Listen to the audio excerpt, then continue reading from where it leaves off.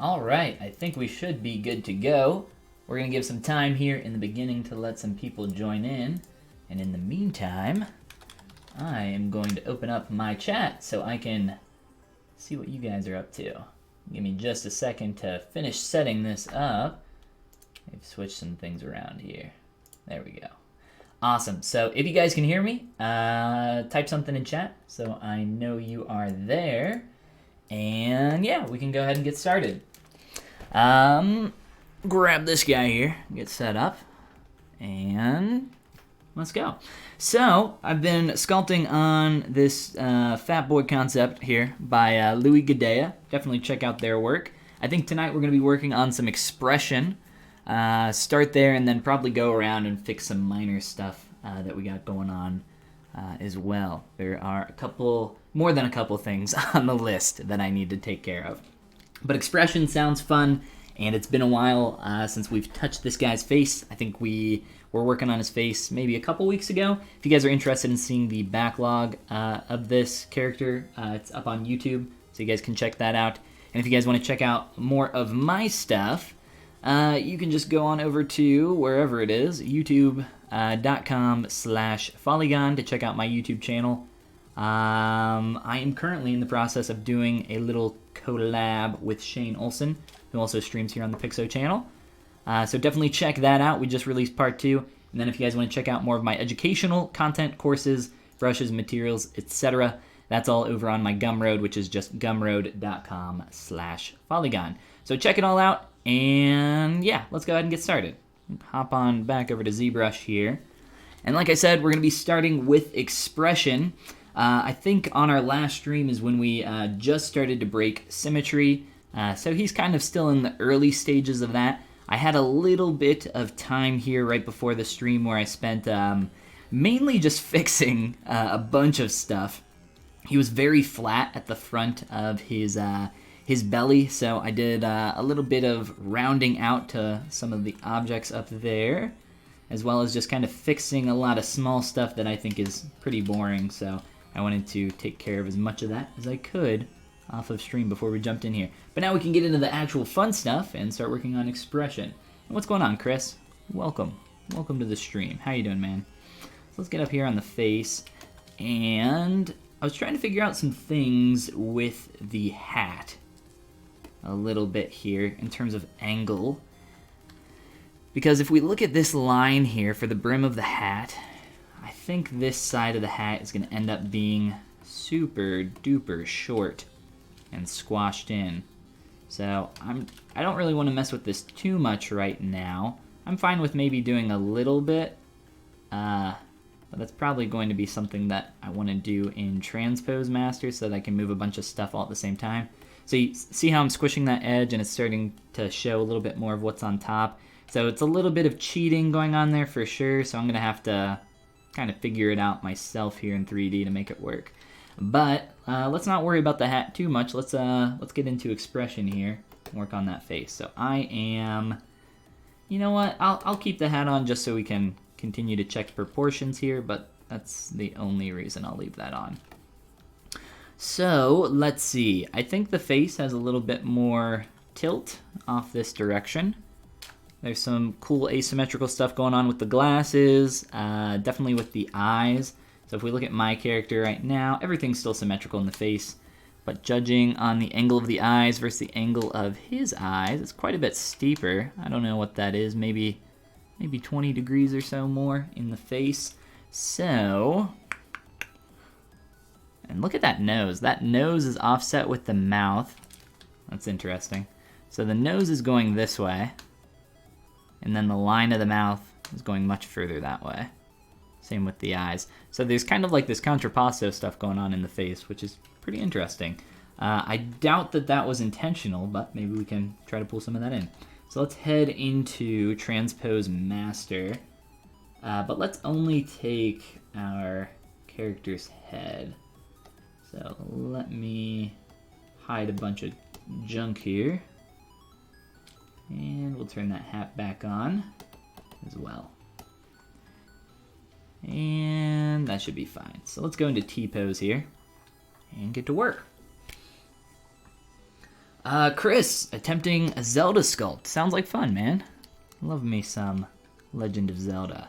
I actually have been playing the new one, the Crypt of the Necrodancer Zelda game. What's it called? Cadence of Hyrule. Crypt of the Necrodancer featuring the Legend of Zelda, I believe is the full name. It's a mouthful, but it's a pretty fun game.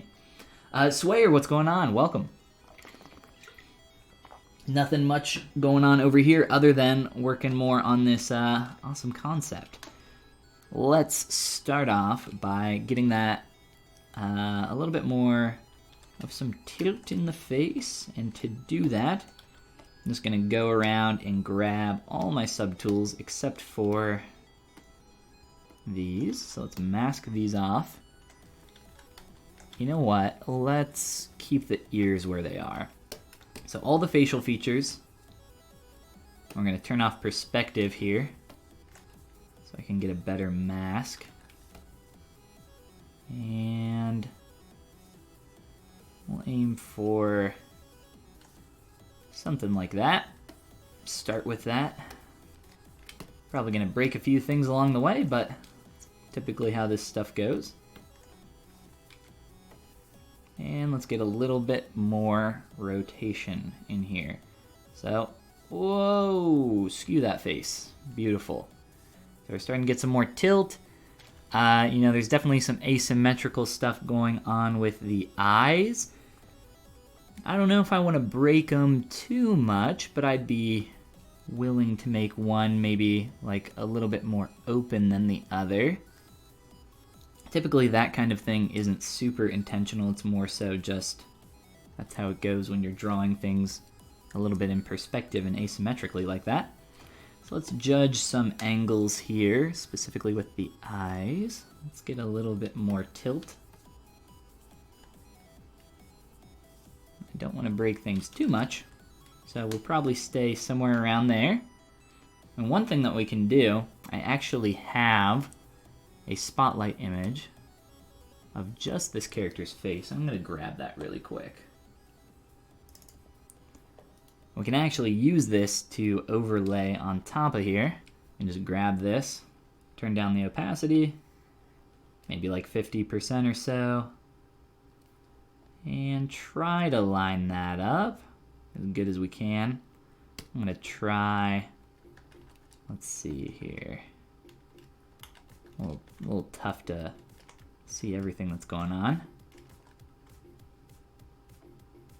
So many different subtools. All right, let's go right about there. So that's kind of lined up with the nose. There's some stuff that's not perfectly lined up here in the face, but I don't really have perspective on right now. There's a lot of stuff that's kind of missing in terms of clothing and everything else. So I think we're mainly just looking for a few angles here. And looking at a few things in terms of size. So I like to turn on polyframe while I'm doing this just so I can see some of the subtools a little bit easier. We can kind of fade out opacity wise here. So we definitely want to get some more tilt in the mouth for sure. We want to offset those eyebrows as well as our glasses and get a little asymmetry going on there as well. So let's start from the top and kind of work our way down here. I'm going to turn off this hat and we are going to run in auto groups here. So I can start working with these glasses and breaking sim. Ooh, and one thing I wanted to do, one last thing.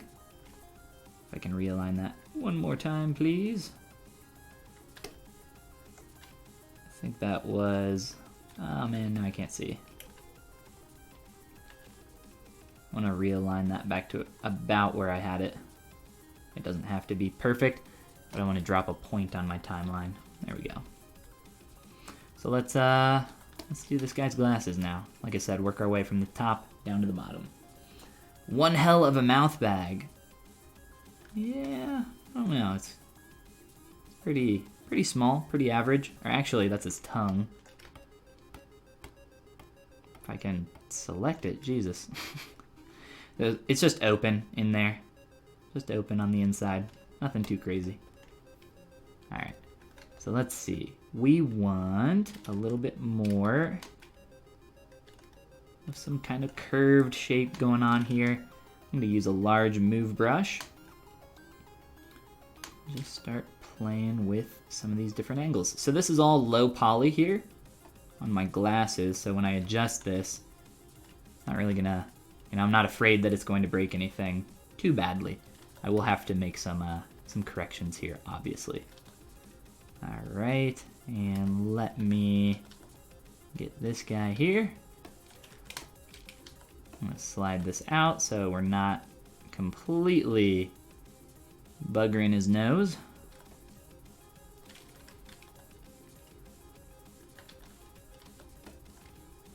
If I can grab that lens again. And there's a bit more of an angle there. And if I want to get that really tight feeling, I'm wondering if I can make that bridge of the nose a little bit more thin, a little bit more narrow. That might help with that quite a bit. But yeah, let's continue here with the rotation. Where's that top point? Let's kind of do a real quick general rotate there. Try to get that relatively close. And there we go. So we're starting to get some cool asymmetrical angles, specifically here in the glasses. But if we want to get that in to be a little tighter, like I said, I think we're gonna require a thinner nose right through here. I'm wondering, I don't want to break that too much, so we might have to make some sacrifices there. We'll play with it. We'll see what we can do. Did you see the Zelda by Hunter? I'm not. No, because I don't know what that is. But yes, the Crypt of the Necrodancer game is pretty fun. I'm enjoying it. What is the best source for learning anatomy? I don't know. I have no idea what the absolute best source for learning anatomy is. My recommendation is always to study as you go. So I don't think there's a huge benefit to just overloading your brain with a ton of information that you're not going to use. I think it's better to, as you need it, study what you can. I find that to be quite a bit more useful. So you study what you need when you need it, and then you take action upon that. So if you're sculpting an arm, you don't understand something that's specifically happening there, you brush up on your arm anatomy, and then go and sculpt your ding-dang arm, and there you go.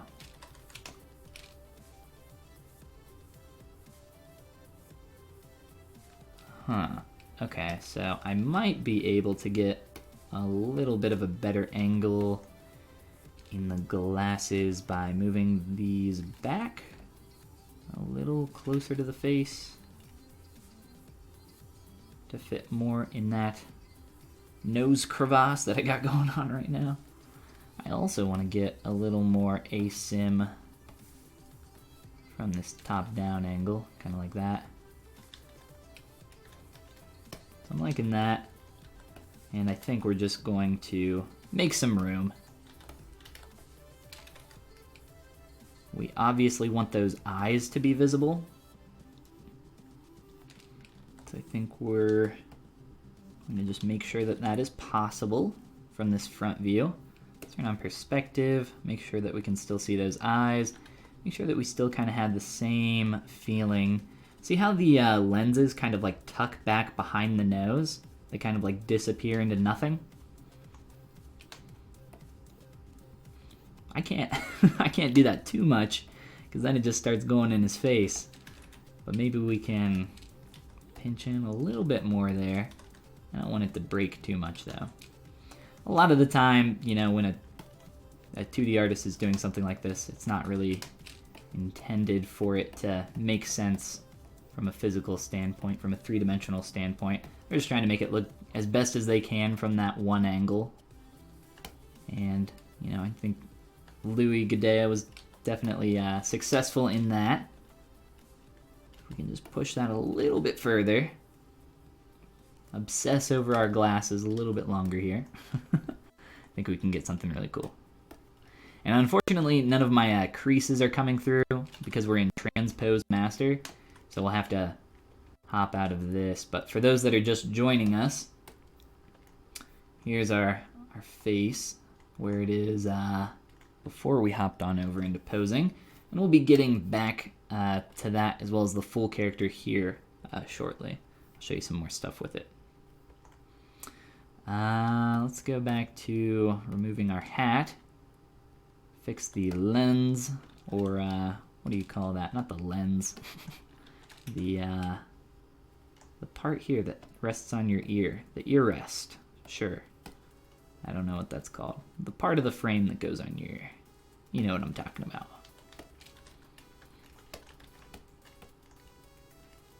Let's move that out.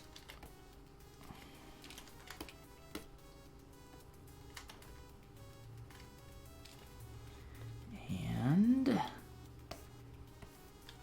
wow, beautiful. One down. Asymmetry makes everything more organic. More gooder. I do not have a lot of verts here, so it's kind of hard to use topological masking to my advantage. I will check on the chat in just a second. See some new stuff out of the corner of my eye.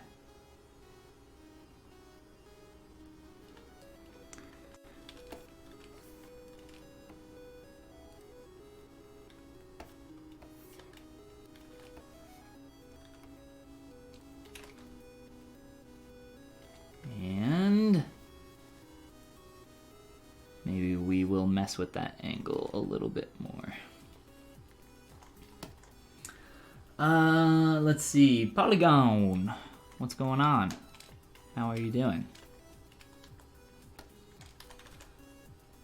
Fred, Marquis, thank you, man. I appreciate it. Thank you for the kind words. Hope you're doing well.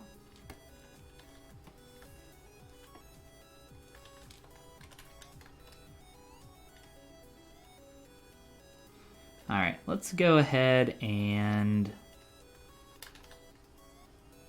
that far corner is out there pretty far. You know what? I think we're going to keep it. We're going to try to make that work.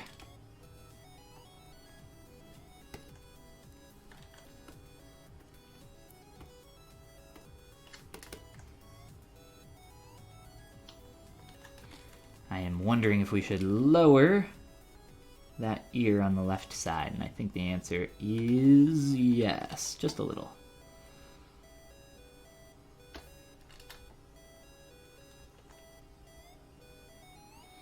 After skewing the face quite a bit there, it ends up kind of needing a bit of an offset for the ears.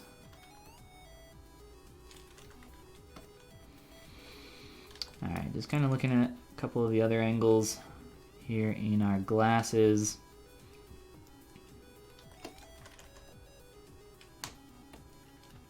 Okay, I think that's feeling a lot better.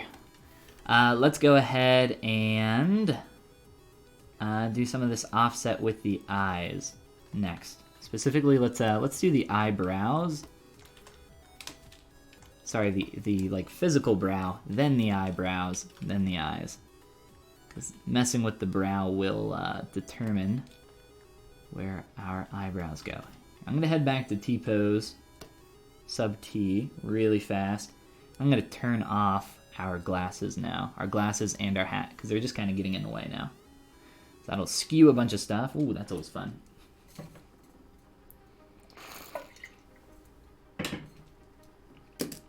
And you can see it's kind of going through everything right now and freaking out.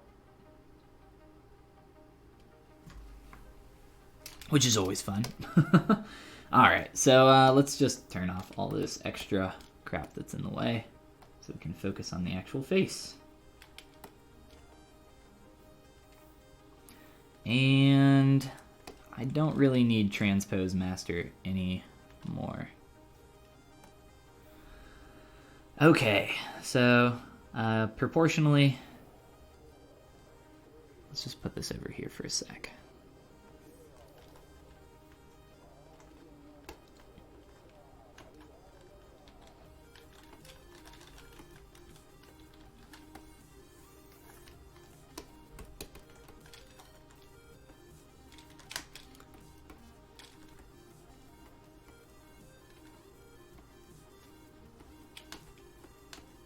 definitely a bit lower on his right side of his face. So there's changes with the mouth that we will do with Transpose Master just so we can move everything at once. Let's grab our little eyebrow up here.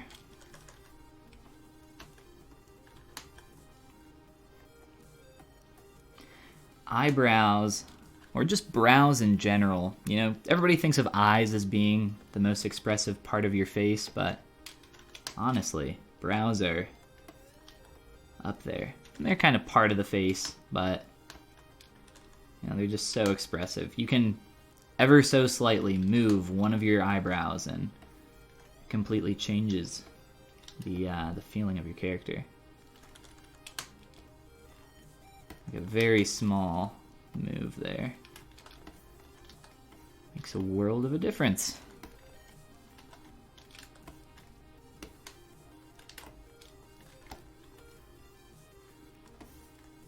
I'm just trying to taper these a little bit more because they pretty much go down to sharp points based on the concept, and I'm not going to make them super close together, but that'll be what we like to call good enough for now.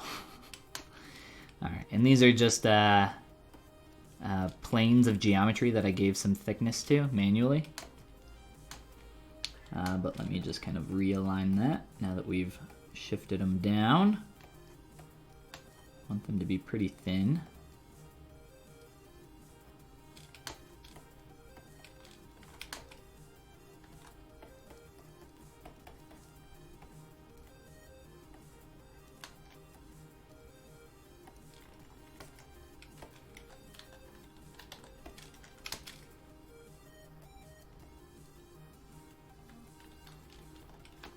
Expression is always something that I like to spend a really long time on, and we'll spend a decent chunk of time here for our stream on this, but I will absolutely be spending more than just a couple hours on something like this. I always find that faces are, I think everybody probably agrees that faces are really tough for a lot of different reasons, but specifically when you start breaking symmetry, it's really easy to take something too far. And you kind of end up breaking stuff. Sometimes you have to break some stuff to fix things, take one step back to take 2 steps forward kind of deal. Just kind of depends, but luckily there's not, you know, a huge amount of asymmetry going on. He's got these really sharp, awkward lines going up on his face, kind of like a Joker character. And I played around with sculpting these early on, and I've played around with adding them here as well. And they just feel really awkward and out of place and don't make too much sense, so I've opted not to include them. Might change that later on, but at least for now, that's what we're sticking with. I'm gonna see if I can make his schnoz a little smaller. Just a tad.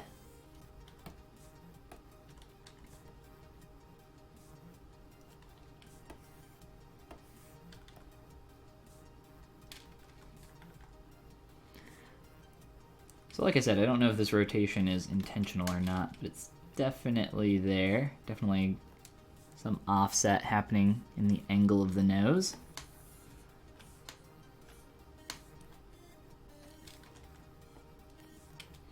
And then in the mouth, obviously, go in the opposite direction.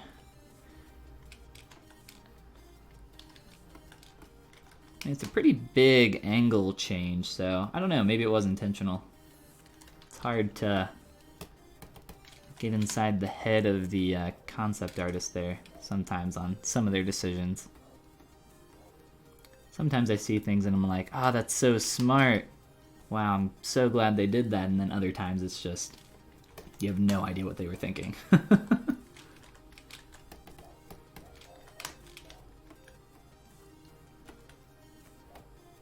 So luckily I have some nice edge loops and polygroups around my eyes, and I was actually able to get those with Z Remesher with Keep Groups. So it's been very beneficial for working on the face. I would highly encourage you guys to play around with it. If you haven't before, maybe we can do a little demonstration later, if anybody's curious.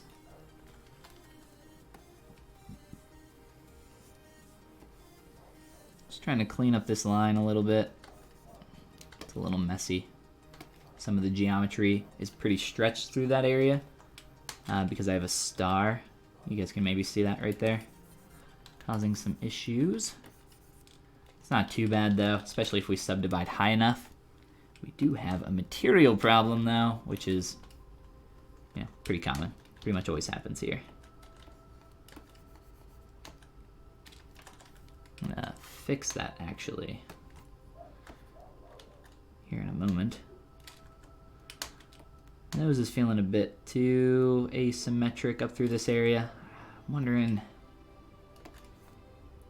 maybe we can just kind of clean that up a little, smooth it. Leave some more room for the glasses.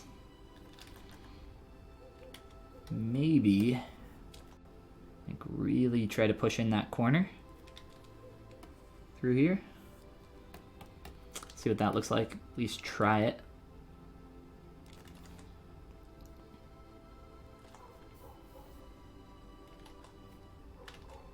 I'm actually okay with that. I don't think it changes the silhouette too much. I don't think it looks too bad. Alright, let's continue here. A little bit more. The brow. And then with the eyes and mouth, we will go back into Transpose Master so that we can move a couple different objects at once. So let's do that now. Oh, and really quick, just to show you guys this material problem. So in ZBrush, when you are working on anything with poly paint, see how there's like all this weird kind of speckling going on here? That is because these polys, or technically vertices, because poly paint is essentially a vertex color. Same thing with material assignment. It works the same way. But essentially what's going on there is that these vertices have lost the material that's assigned to them, and that happens by stepping up and down through your subdivs and adjusting polys and working with poly paint. So if you're working with poly paint, typically you want to stay on the highest subdiv. It's not a huge issue though, because you can fix this really quick by just turning on material, selecting the material that you want to use that's on everything else, and then just clicking on fill object. So now we are back to where we were. So let's fix our eyes and our mouth now. Get back to T-pose. I'll talk a little bit more about expression here as I adjust the mouth. One thing that's really cool that I really like about faces is this really nice flow that happens. There's a lot of these. Have you guys ever seen that illusion where there are it's essentially a box, but it's missing the corners. It's just 4 lines, kind of in a box shape without the corners. And it's your brain kind of automatically connects those lines. And the same thing kind of happens with faces. And a lot of the time, you don't really realize it or pay attention to it. But it's got this nice kind of flow happening between the brows, like up through here. There's this nice connective line. And I want to make sure that I retain that in the sculpt as well. So hopefully you guys can see that. There's another one of those kind of imaginary lines that typically flows up from the corner of your mouth and up around your brow as well. That's another area that I like to look for those, but just something to think about and look for in your characters in the future. But let's see, let's try adjusting our mouth angle ever so slightly. See here.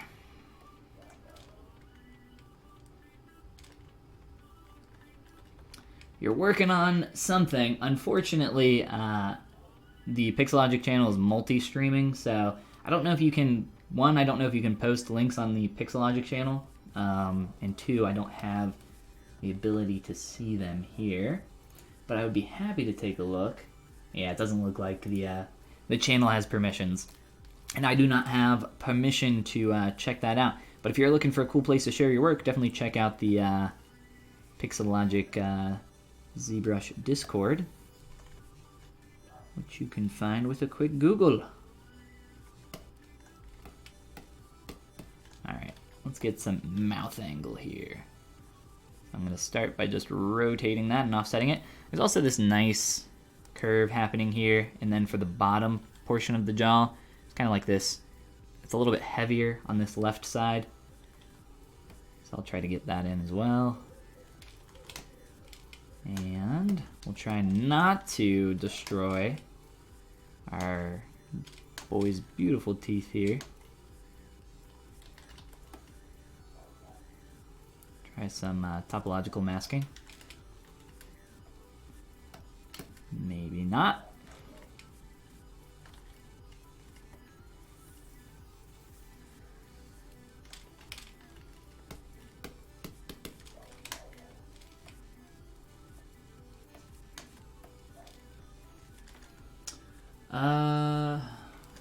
Discord is not an environment I reside in.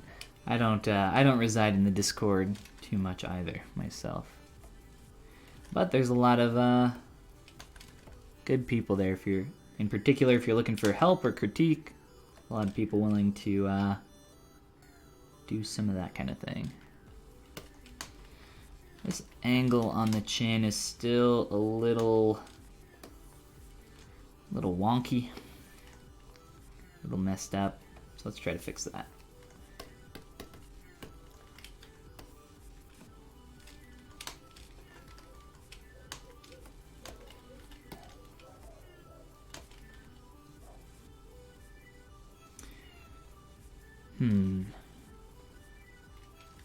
Let's try to fill in some of this so we can get a bit more of a clean silhouette here.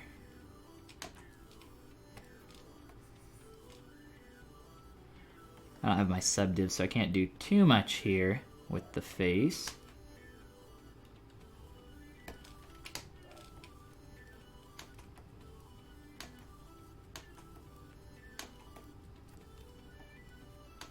Alright, and then up here, let's do a quick couple changes around the eyes. I just wanted to play around with opening up this eye to be a little bit taller.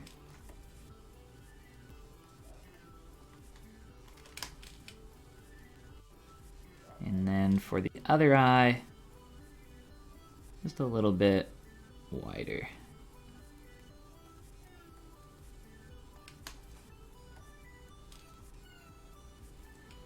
Maybe move that hit in a little bit. I might, I think I need to make the, what do you call them, eyelashes a little bit thicker. Shouldn't be too hard with an inflate though. Alright, I think that might be a little bit too much over here. Let's T-pose back and check it out.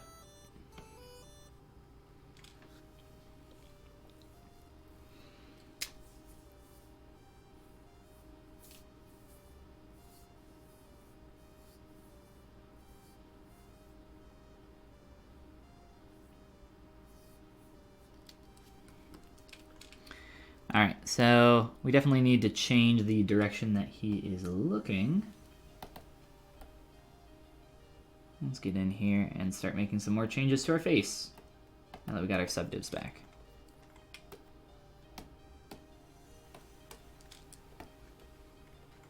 Alright, I think both eyes still need to be a little bit taller, but one of the ways we can kind of facilitate that change is by also thickening up the eyelashes. And also adjusting the angle of our eyes. I don't think my eyes are round anymore. I'm pretty sure I butchered those already, unfortunately. I like to keep my eyes round if I can because it makes it easier during this this phase. Let's center our pivot. It kind of seems like he's a little bit cross-eyed, like he's kind of looking in just a little bit.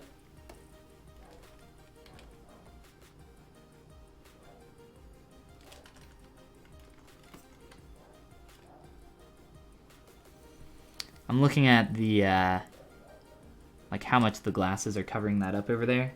And then I'm also looking at this pupil iris and looking at how much white space is available over here.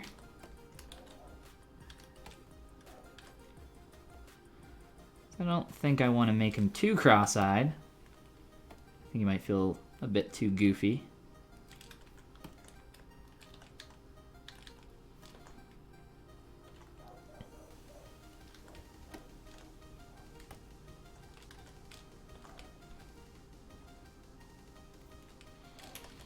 There's that problem with the eyes not being perfectly round.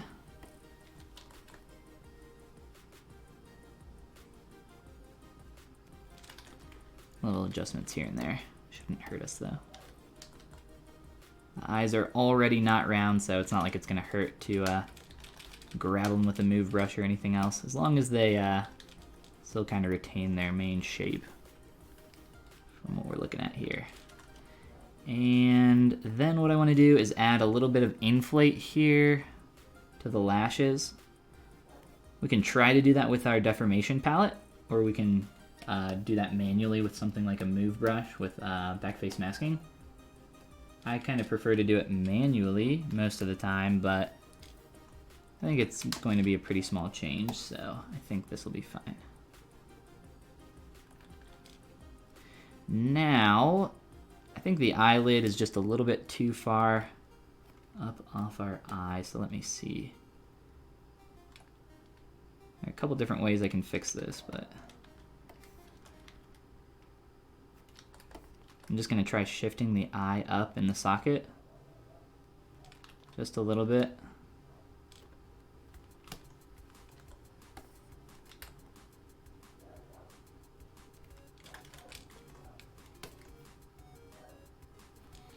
Still feels a little bit like a little bit much here. I don't know if that dog ever stops barking.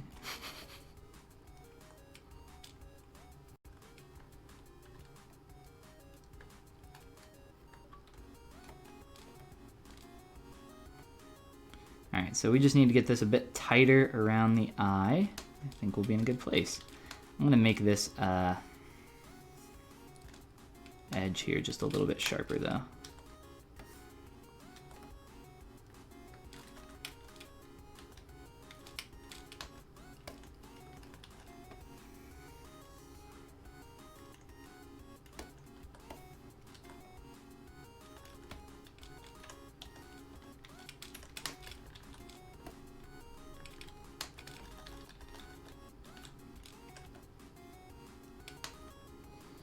Alright, another thing I want to try, see how we're kind of getting this like, oh, there's pretty much just a line up there representing the inner side of the lid. So if we can kind of blend some of this out so it's not quite as sharp in some of the other areas, I think that'll start to feel a bit more close to what we're seeing in our concept. Let's also make sure that we're not getting these huge lids down here on the bottom. Starts to feel really heavy. Can age your characters a lot. Not that this is a young whippersnapper or anything like that, but still.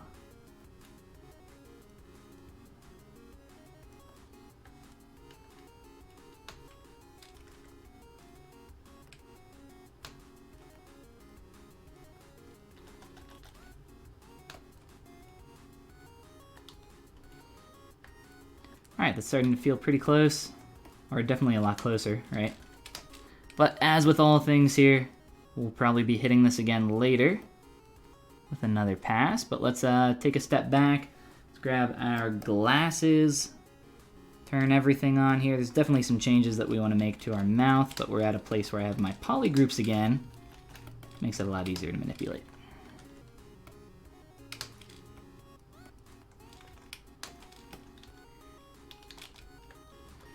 Alright, and let's just go ahead and turn on everything. It's been a while here. Go ahead and take a look at the full character.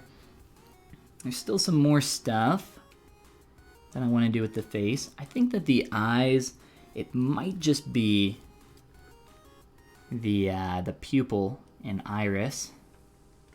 It might need to be a bit larger. It might just be that, or it might just be the entire eye. Maybe even a little bit of both. Hard to tell right now. Let's make the eyeballs just a little bit larger for each. Start with that, and then possibly expand upon that if we need to. So it's not like a huge change. It's maybe about like 5 or somewhere between 5 and 10% larger, but it's enough to make a difference. It's kind of poking through a little bit over there though, so let's fix that. And we are getting there. Starting to feel a lot closer for sure, but I think there's still a lot of work we can do. Let's grab our full body concept though. Grab this real quick.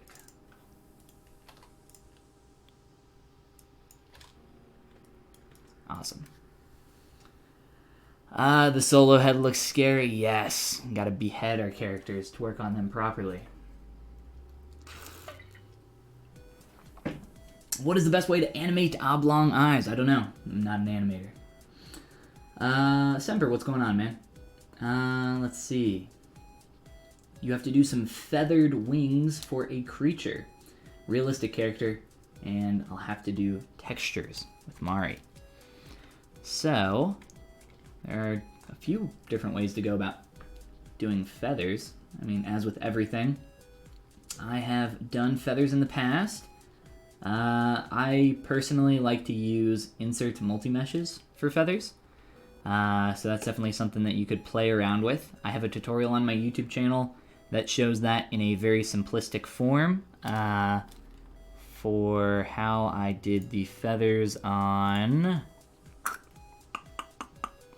this character. So very simple geometry, but it's still the same process, and I find that it's quite a bit easier to work with something that you can just kind of insert multiple times over and over again, that you might have a few variations on, and then from there you can essentially add some more variation. So that's what I would recommend, but you know, there's a billion other ways you could do it.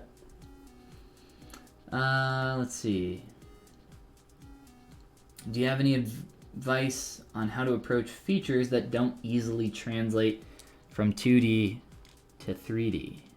I think that's a very specific question that's asking for some general advice, and I don't really like general advice a lot of the time. I find that general advice is typically bad advice. So if you have an image that you want to maybe like point out something, I would be happy to take a look, and maybe we could kind of break it down, which is always fun. I think the easiest and kind of best way to handle that stuff is, one, to obviously have a really good grasp on your fundamentals, but then two, just kind of be able to look at this kind of stuff and take it into Photoshop or something similar, do a draw over, and better understand your form. So draw overs are kind of the key to success when you are really struggling to understand what you're looking at.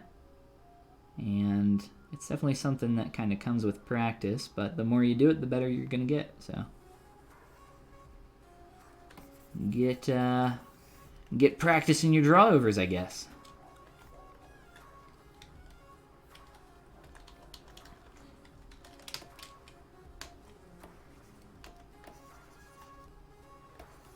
There's like a weird surface hit happening here that's causing some awkward shadows that I need to take care of. It's kind of happening over here a little bit too. Not as bad as the other side. This is pretty much fine. Let's see.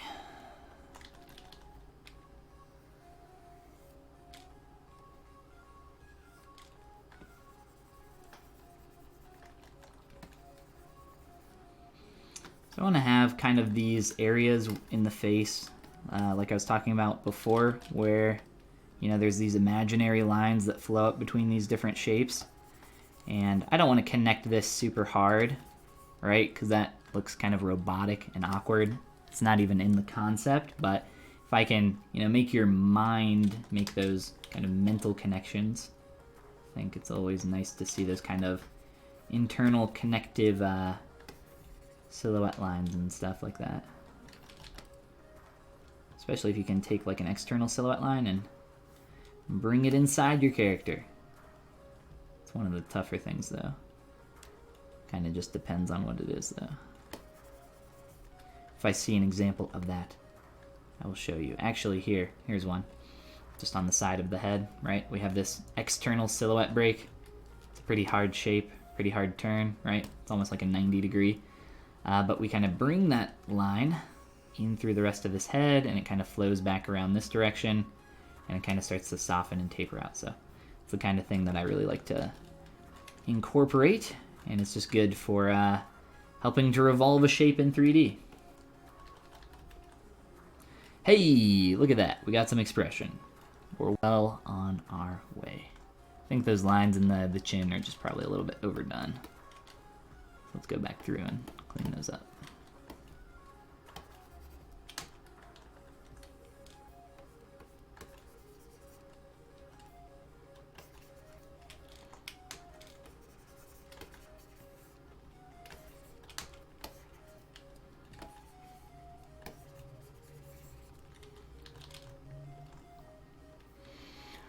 Beautiful. Beautiful big bouncing boy. Let's see. Probably model a few and then just build it up from there. I think I would do the same thing. Probably create like 3 to 5 different feathers. You know, feathers actually look different depending on where they are on the wing. You said you're doing a winged creature, so it's just the wing. So there are different types of feathers. There's a really good example that I found online, a really good reference image. You might be able to find it with some Googling, but it's just kind of like breaks down the feathers based on where they are on the wing. It's really cool. You should try to find it. Let's see. It will be painful. Yeah, it can be, for sure. Appreciate it, man. Appreciate the kind words. Alright, so this hat is annoying and very, it's going to be very annoying to deal with. So, I think I'm just going to have to squash it quite a bit.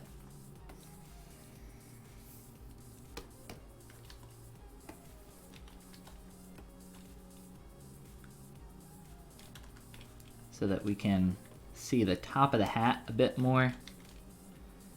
Probably some tweaking to cheat this a little bit. We can cheat in 3D too, right?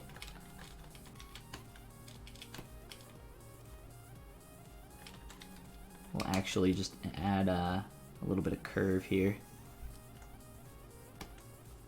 For those curious, I'm using the mask lasso tool. I know a lot of people start off just using the mask pen, just because it's the default masking brush. But if you hold the control key up here, there's a bunch of different mask brushes to play around with. In particular, that mask lasso is a very powerful one. I typically use that for most of my selections, and then if I need to make something a little bit more precise, then I'll swap over to the mask pen.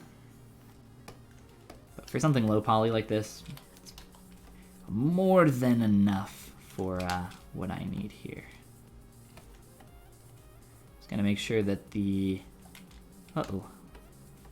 head is not interpenetrating there. I want to make this feel integrated really well so that it actually feels like it's sitting on his head. I know we can't really see much of a connection in the concept, but this is kind of what really sells this stuff. A lot of the time, you know, I think this stuff gets overlooked, and then what ends up happening is that, you know, the objects that you're trying to integrate feel kind of very stuck on and floaty, and I think it feels pretty awkward. But the more you can kind of integrate these things, I think the better. And what's going on with this shape? It needs to be wider over here If we look at that angle compared to that angle, quite a bit more steep. And it's got like this extra weird piece there. I don't know how I'm gonna do that yet. I've not thought that far ahead.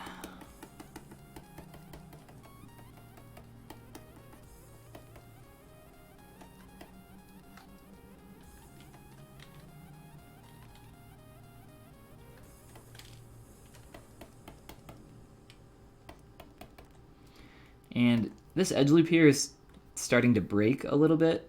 It's getting really uneven.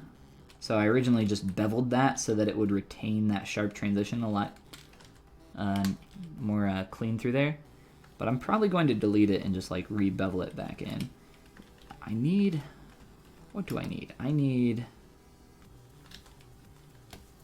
whoops. I need to fix this bottom side.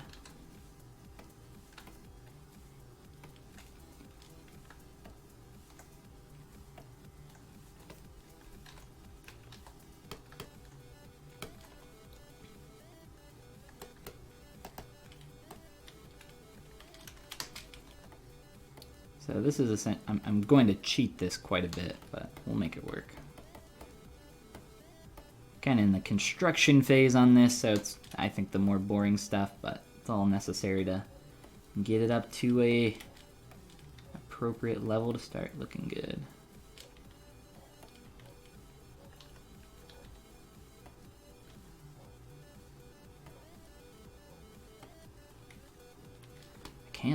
I can't see. Your freaking head's too wide at the bottom. Go away. I have to imagine for people that just like randomly join in on a stream like this, that they're like, they see something like this and they're just like, what the hell's going on? What is this garbage? Why? What are you doing? Why are you doing this? There's got to be just like a billion questions. What is a polygon? Better question. What's a polygon? How do you extrude a single edge from a plane? You can't in ZBrush, but there is a cheat for how you can do it in ZBrush. I'll show you.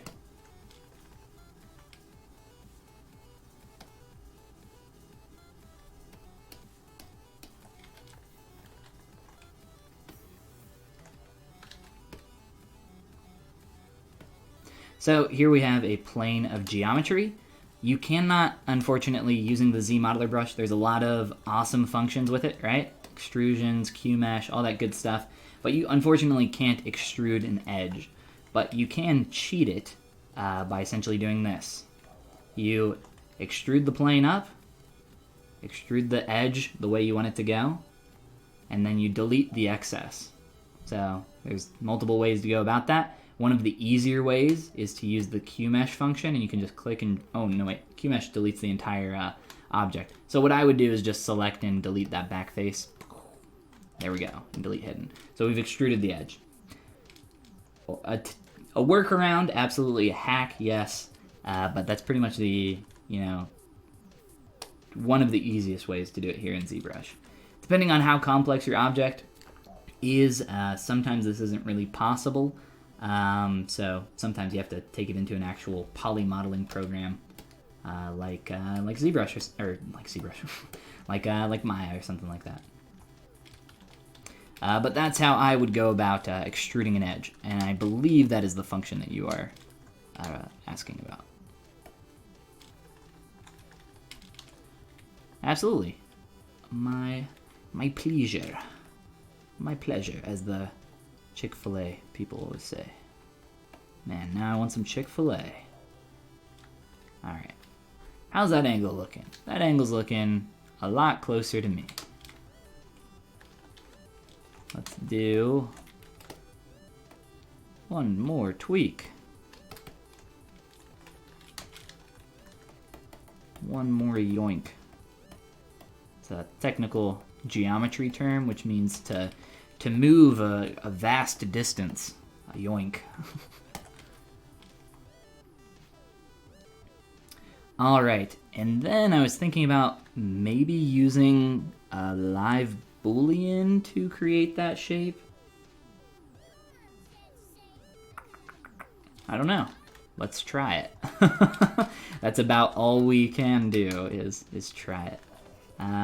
So this is going to be wider over here. I'm going to kind of block out the shape first, how I think it would look if that cut wasn't there. And then I'll take that cut out. What is this hat? It's like a press hat, like an old something like an old news reporter would wear or something like that. I'm sure they have a name. I just don't know what it is. But if anybody knows, please let me know or find me a reference image.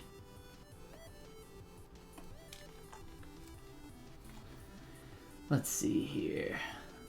Let's do a live Boolean. I'm going to use just a cube, probably.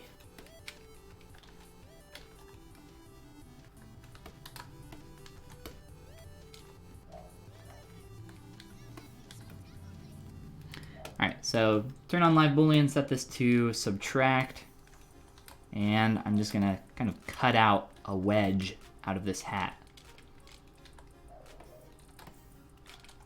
Like that.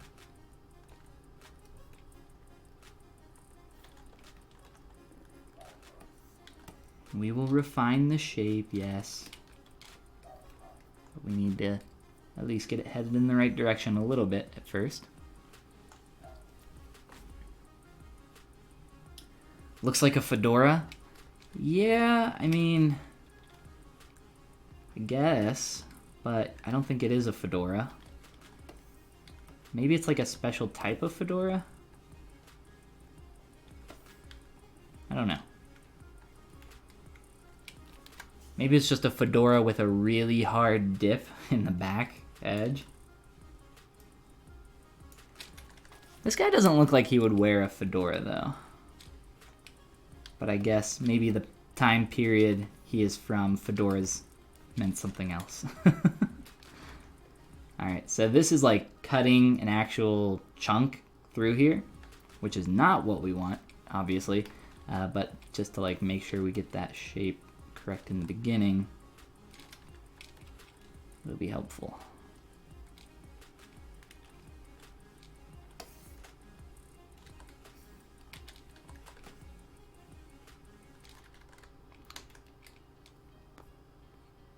Something like that. A bit too deep.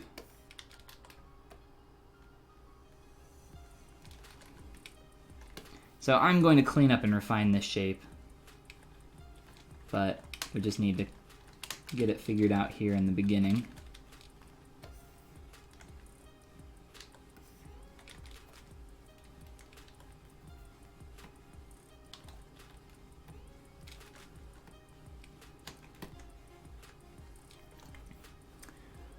Try to get the silhouette first. And I think we're really close. I think what I'm going to do is just take this chunk of geometry and make this its own thing. So I'm going to split this off. And then for the bottom piece here, how can I do this without breaking everything?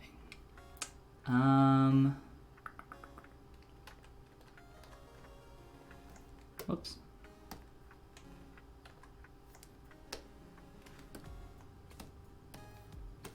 My brain. Okay, want that. Want that. All right, cool. So I'm just trying to split this up really fast here. Boop.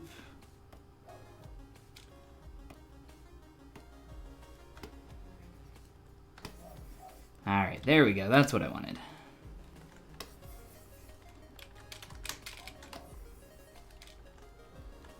So now I have the brim and the top of that hat separated into two separate objects here, which is kind gonna help when I go to work on this piece here, which looks pretty awkward right now. We'll fix it up. All in good time.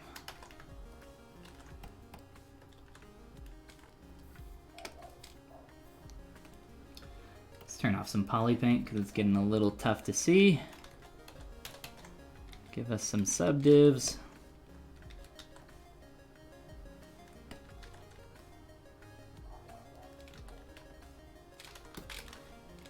All right.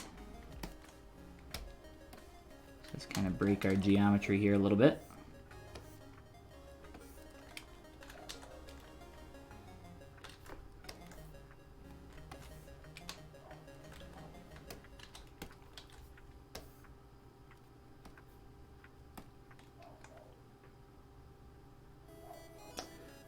Isn't clip worth for this detail?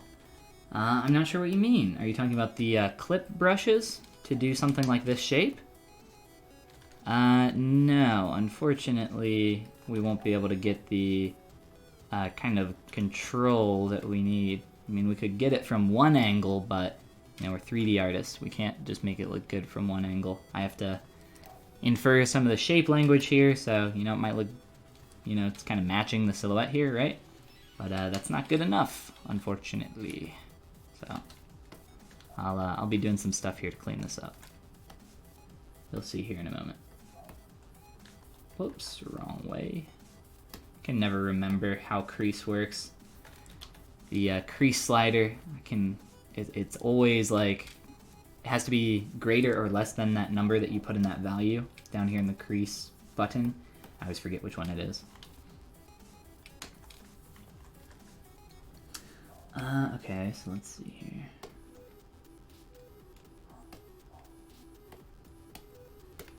I'm gonna start shaping this up.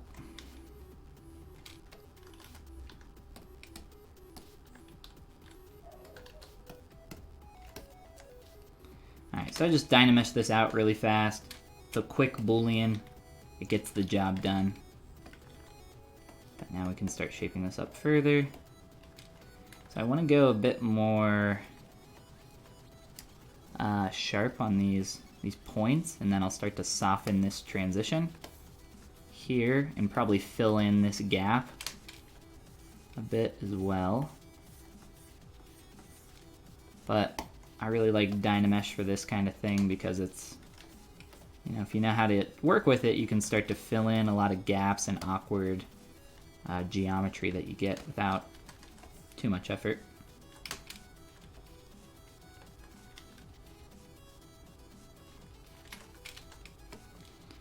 So I'm going to pull this out to exaggerate this angle.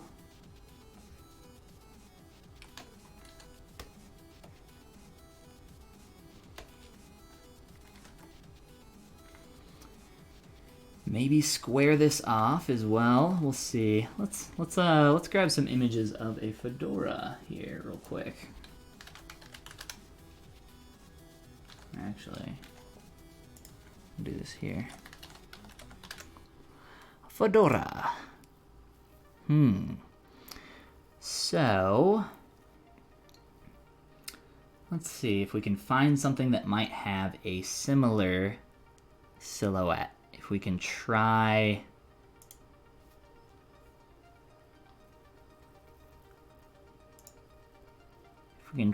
getting that dip in to maybe be a bit softer here, we might be able to get a decent shape there. Let's try that out real quick.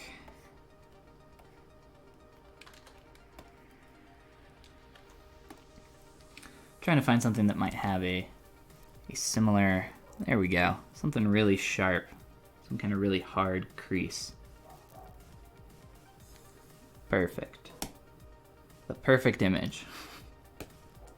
Oh wait, was it a GIF too? Did it move? Oh wow, that's beautiful. That's good stuff. Alright. So some kind of really tight edge.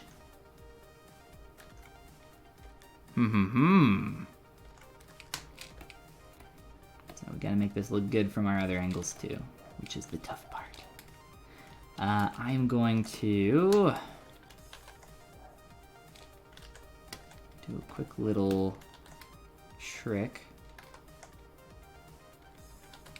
Just do this.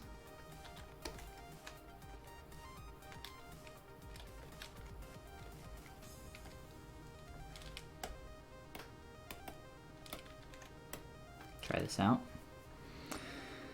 And see if this helps our shape a little bit to start softening that edge, particularly right through here.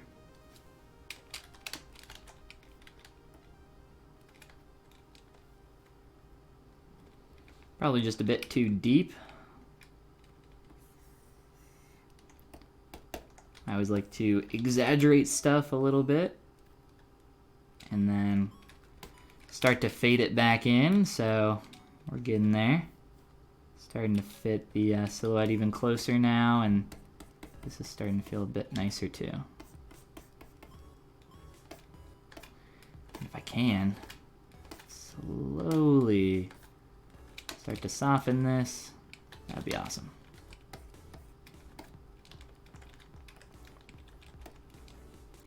That is more or less what I'm looking for overall.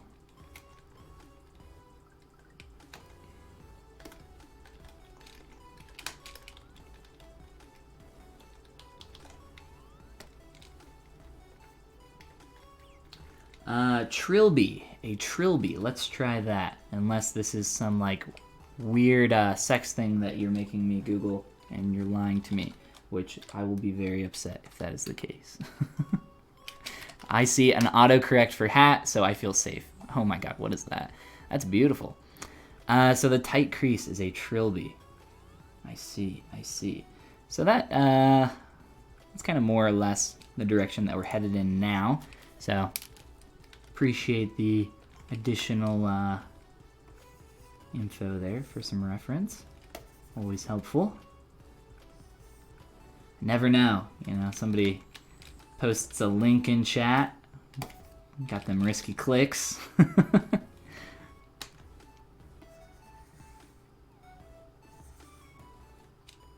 Alright, just trying to tighten up that edge a little bit more.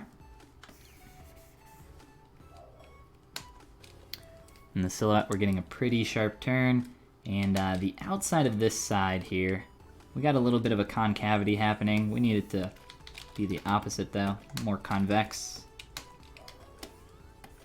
Just add some volume here. Start pushing that a little bit.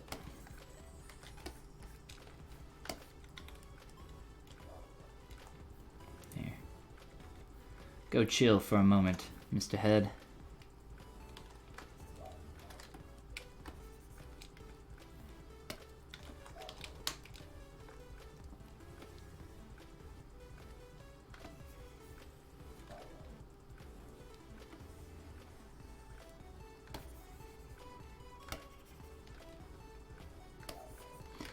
Awesome. All right, so from here, what are we missing here? We're missing our little hat brim thing that I made earlier.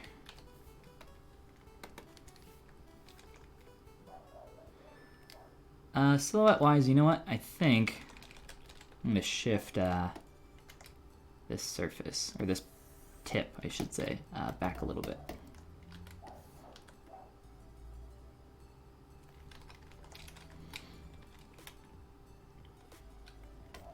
Just to match that angle a little bit more closely.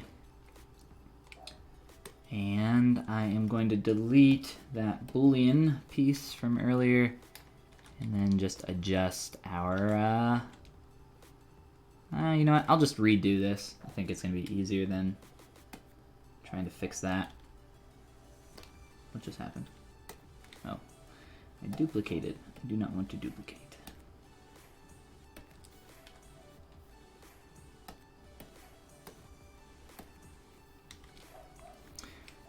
Alright, let's redo that. The way I did that was with a curved tube snap brush. Set your brush mod to 4. And Draw out, hold the shift key. Whoops, it doesn't want to be my friend. It's not going to do it. I'll probably just draw it out manually. So normally you can get it to reconnect over to the other side. But I am not getting that to work. It works really well on geometry that is cylindrical or on anything that has a nice clean open face. So you can like cut up your geometry to insert stuff on, which is very nice. Let's lower our Z intensity. And voila! Not perfect, but it's in the right direction here.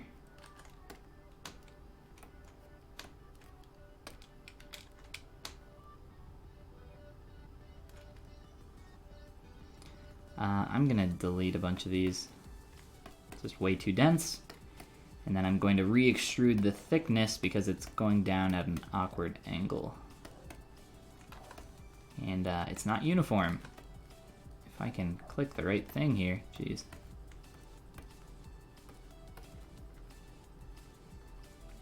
Less poly is easier to manipulate. It's kind of the rule of thumb here. You have to be super skinny to look right in a trilby. I wouldn't know. I've never worn or owned a fedora or a trilby. I don't think I could pull it off.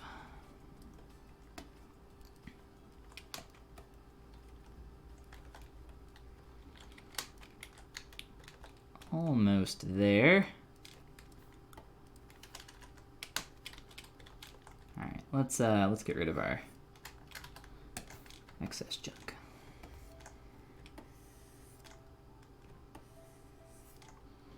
So I'm re-extruding this just so I can manually control the thickness. Another benefit is it will kind of polygroup this for me.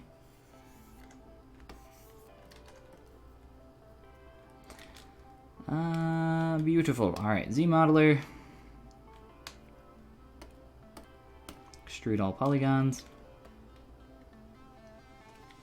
I now have a poly group, which is beneficial because I can mask this geometry. If it'll let me mask the correct geometry here. Hold on. Let's see if it'll do it this time. Oh, it's masking everything.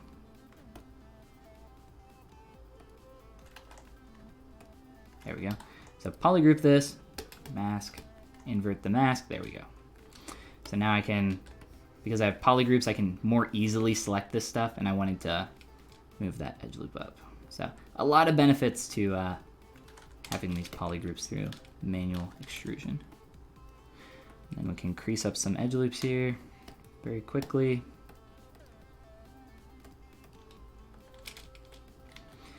And have something nice and clean and uniform as well.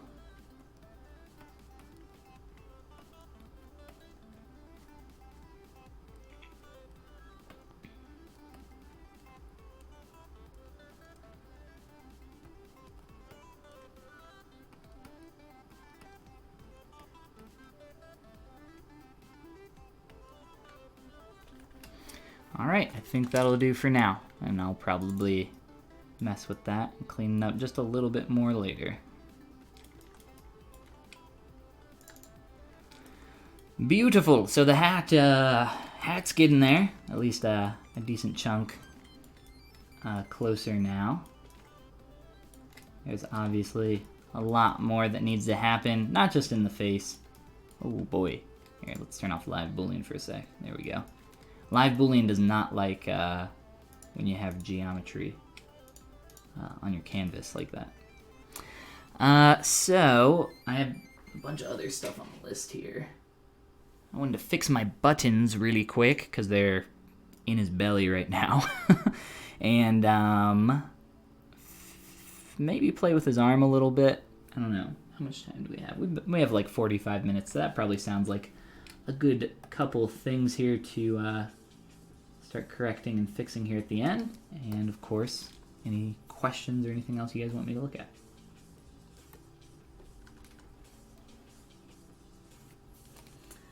Looks like a bear in a human suit. What's going on? Ghost, welcome back. How you doing, man? You need a time machine to look right in a trilby. Makes sense.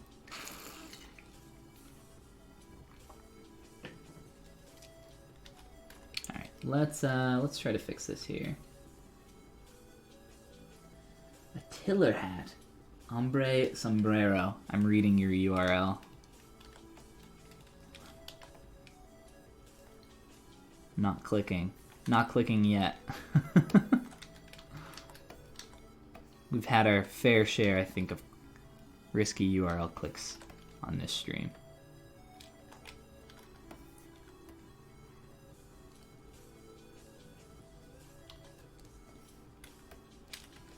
Alright, so just kind of realigning my buttons back where they belong. I was doing a lot of fixing to my character's body. He was looking, so after I started breaking sim and posing this guy up, he started to really lose just a lot of the roundness and volume in his belly. And it started to feel real awkward. It started to feel really flat in particular. So I spent a good chunk of time, about half an hour, just specifically focusing on that.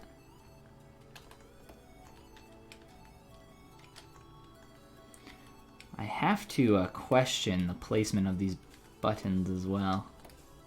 I might switch that up later.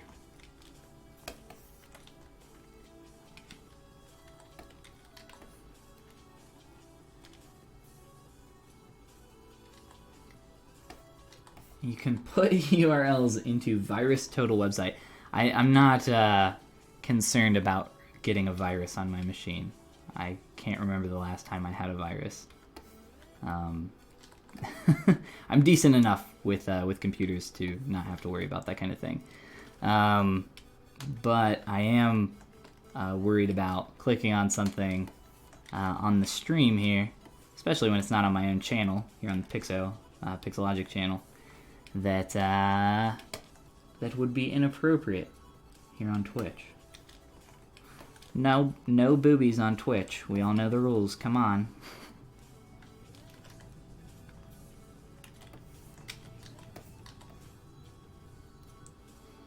Get some nice folds in this vest later on. I think that'll be fun to play around with.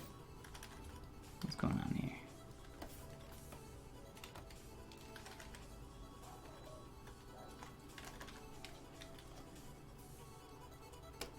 What? Not even nipples. What's the Tumblr rule? Female displaying nipples. It's like the weirdest wording in the world. I can't remember what it is. It's something like that. Just like the wording alone sounds super creepy.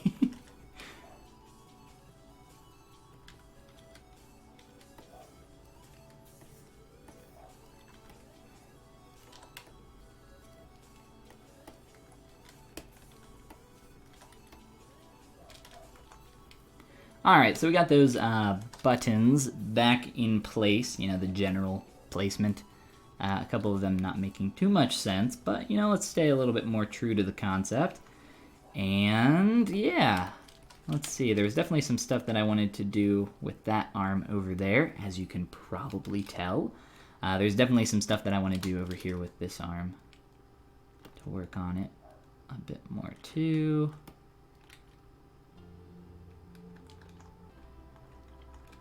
But he's coming together. Getting a lot more of the parts and pieces here. Slowly into the correct position. But for something like this character, honestly, it might have been easier to just do the body asymmetrically from the very beginning, just because he's so so offset in one direction, you know, way out over here. It was really tough to manipulate my geometry.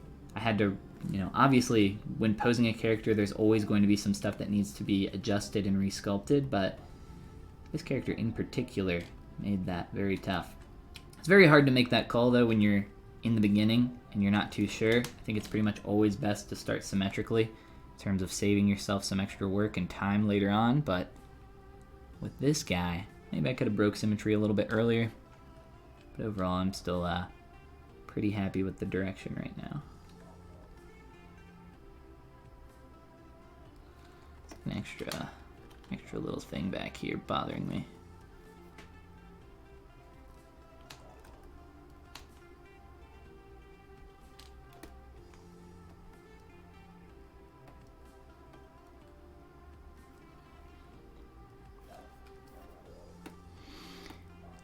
The slope of this arm over here, if I try to line it up with the actual concept, doesn't make hardly any sense, just because it's pretty broken.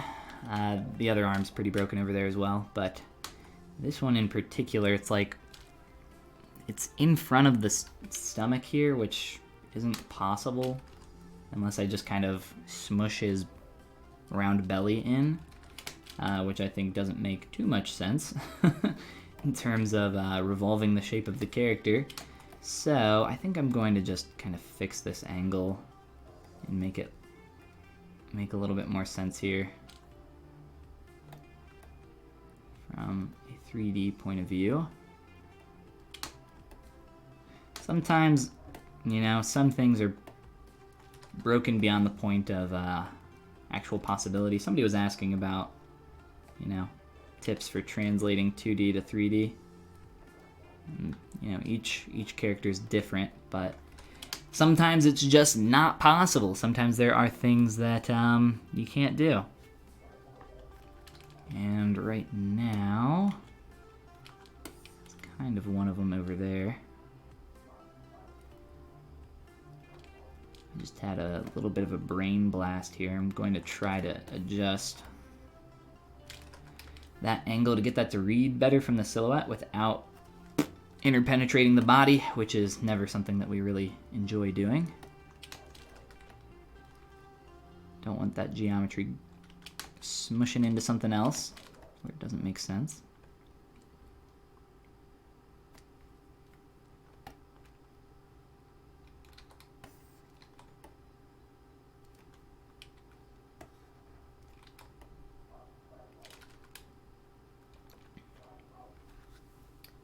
All right.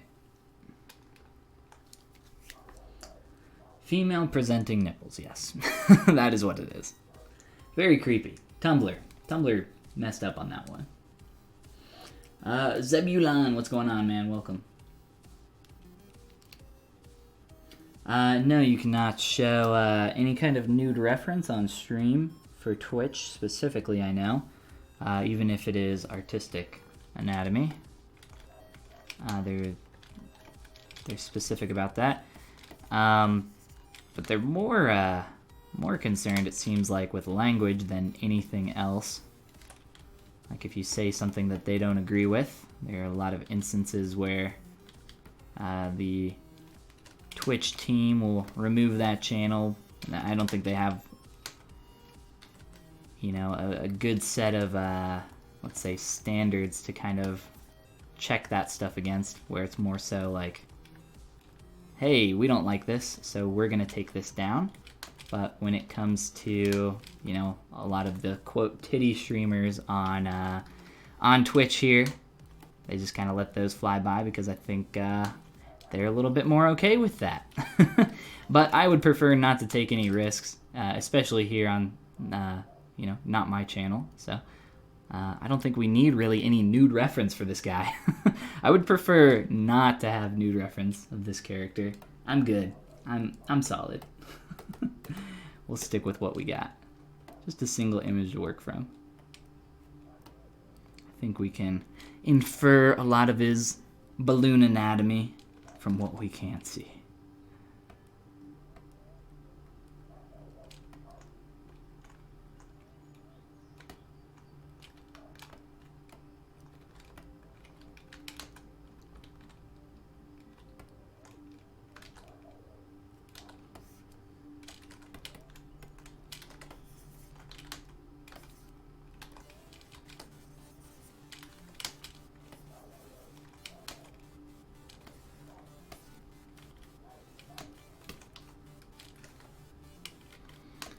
Alright, so we got a nice clean kind of rounded shape there. This chunk of arm right now is not though, so not quite as clean. See if I can fix some of that. Get it to align a little bit better. And maybe even, I got an idea. So if I'm trying to like align something, or kind of like what I did up in the hat, I temporarily booleaned out a chunk so that I could clean that up. Instead, this time I'm going to temporarily boolean add a piece of geometry. And I'll do this a lot when I'm working on arms with a really extreme bend. Sorry, just had like a mini stroke there with my brain. In the elbow or shoulder. I'll show you what I mean here in just a sec.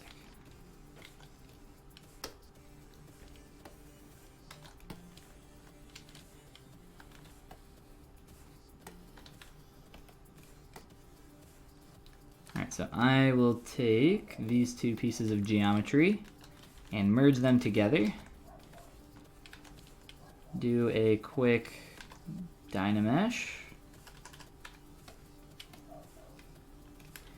And then just work on pinching up this edge here.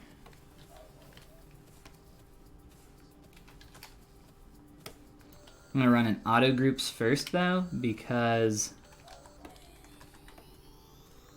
I'll be able to do a little trick here in a second with those. Using our polygroups. You don't have to do it, but you can just like slice it up and get it back. But essentially what I'm doing, temporarily merging these together, starting to pinch this edge, get a nice sharp hit up here towards the top. Clean this up down here. I don't really care too much, so I'm going to remesh this here in a sec. And we'll just Control W to re-polygroup this. Slice. Good enough. So let's do a Z remesh with keep groups on. Target poly count 1K should probably be enough. And we'll see what happens here. You're good too on the big boy extra reference? Yeah, I figured most would be. All right, there we go. We got a nice clean edge loop through that specific area. And now we can add in a crease through there if we want to tighten that up even more. I don't really think that's necessary. Let's just see how that's lining up though. Pretty good, I would say. With probably just some minor corrections here and there to make that feel even better. But like I said, just kind of a temporary merge here. I can kind of delete that, but I actually really like the crease that I'm getting here through this area. That's causing that to feel a little bit more like some pit action going on there. So I will probably keep that extra piece. Let me take a look here. And I'm probably at a place where I could even merge down that secondary chunk of the arm. Let's see. I need to, I still need to do this with my hand. So I need to kind of adjust the angle and try to get this to a place where it's gripping the hat a little bit better. There's a lot of moving parts here that I want to play with. Now that I've adjusted the angle of the elbow, I have a bit more to work with. And I need to make this arm quite a bit fatter, which I'm sure you can tell. Specifically on like the arm of this hand, not this geometry. That geometry is actually matching, this red piece is matching the silhouette perfectly. But I'll have to add on some extra geometry here to the hand.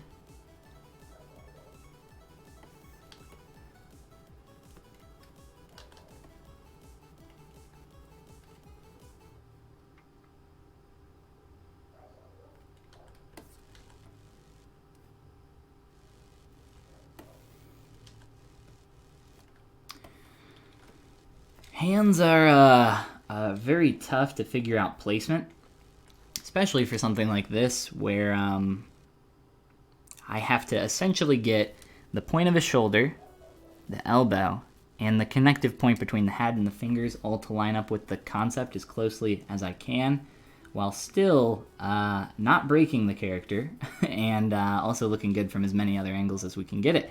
So there's a lot to kind of think about there, but I think we're decently close.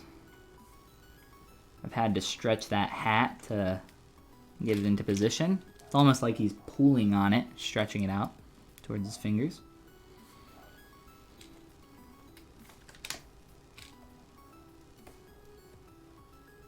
I think that's probably about as close as I'll get here.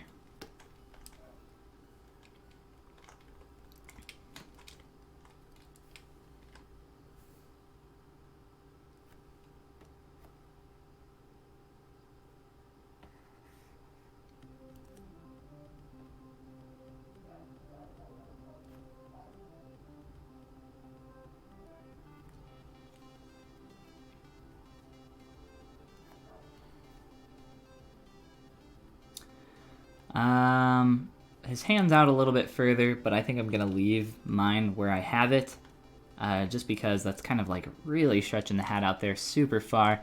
I think it looks cool in silhouette, yeah, but it starts to break down a lot of things here in the concept pretty quickly, so let's make a sacrifice there, and we'll change the hand ever so slightly by moving it in. I don't think it'll make that huge of a difference.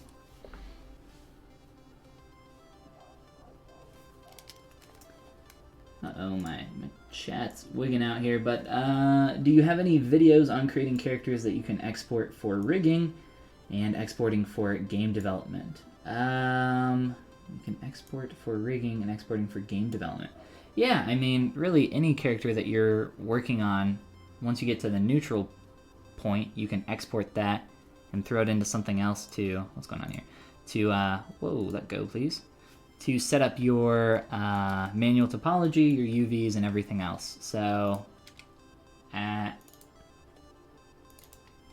this point on the character, I could have exported him and started creating some manual topology and working him into a game development pipeline. But instead of doing that, I've obviously taken this character into a pose here as kind of a sculpted figure in ZBrush. So let me quick save before I delete these. I'm always very scared that when you click delete all, sometimes ZBrush will crash. It actually hasn't surprisingly happened in the newest version of ZBrush.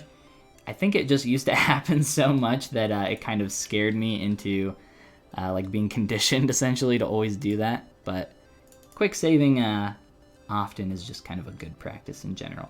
That arm is just feeling a million times better to me where it is right now. The weight and balance there is feeling really nice. So I'm really happy with those changes. Even though that was some pretty quick stuff, I think that's feeling pretty good. And then obviously, you know, there's quite a few changes here that need to take place with the arm up here for the sleeve. For the sleeve and such.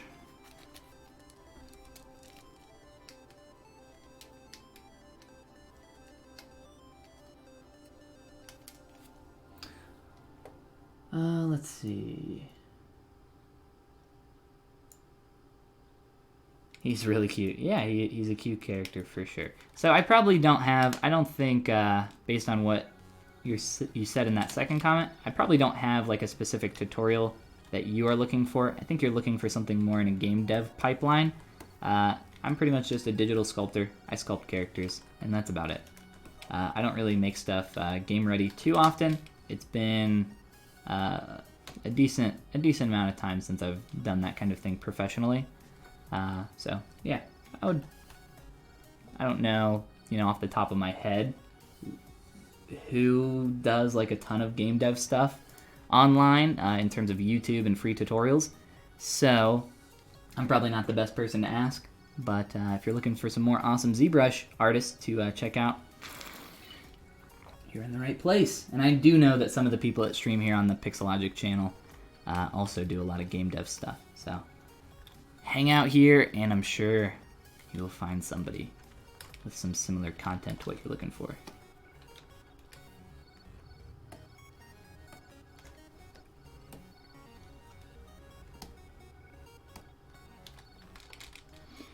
Alright, I need a sleeve for this arm, which is essentially just going to be the arm duplicated. Amazing, I know. About to blow your freaking gourds.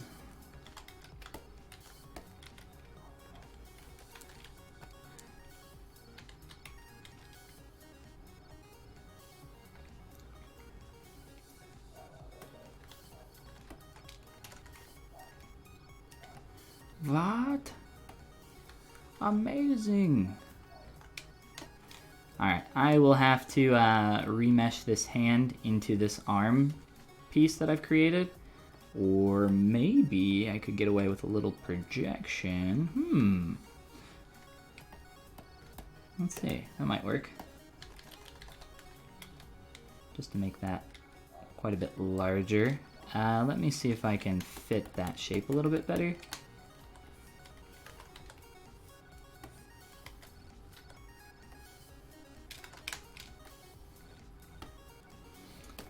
Try to just match this a little bit closer by eye. That's a big angle change. You know what? Changed my mind. I'll just mesh this in. It'll be a lot faster.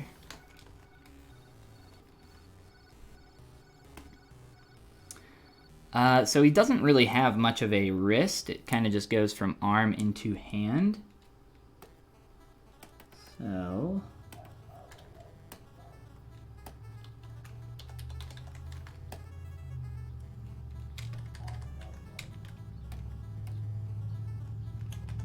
to make sure we get an appropriate res here on our Dynamesh. And you don't have to Dynamesh. You can use live boolean instead if you want. For this kind of thing, it's just easier for me to Dynamesh because I'm going to continue Dynameshing this after I merge this together. Whoops, step back, please. Turn off polypaint. So ZBrush can only remember one of two things between Dynameshing, polypaint or polygroups, and I want the polygroups on this, specifically, oops, step back yet again, to when I did this. Dang it, ZBrush! Now I have to undo even more. That's okay. Turn off polypaint. Dynamesh. There we go.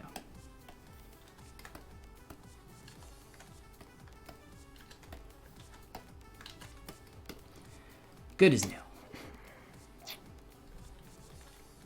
Hard to see the polygroups when the geometry is so dense, but you can turn off line here if you need to.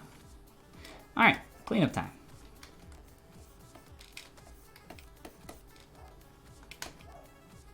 Got an interesting, kind of a sharp, awkward pullout happening here in the pinky.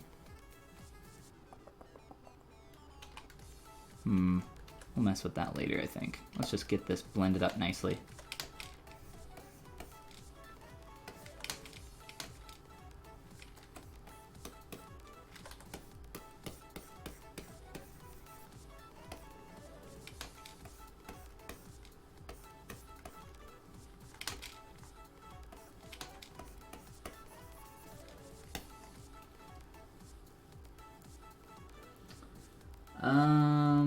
Used to make medical models and didn't really care about poly count.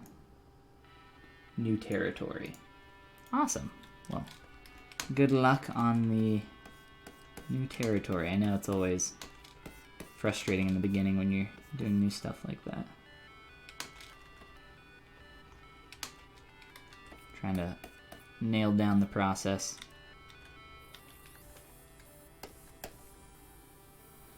Alright, let's see here. Definitely need some more cleanup in the silhouette. Definitely need a bit more blending in a few specific areas, but I think we're in a good enough place to remesh our hand. So I'm going to do that.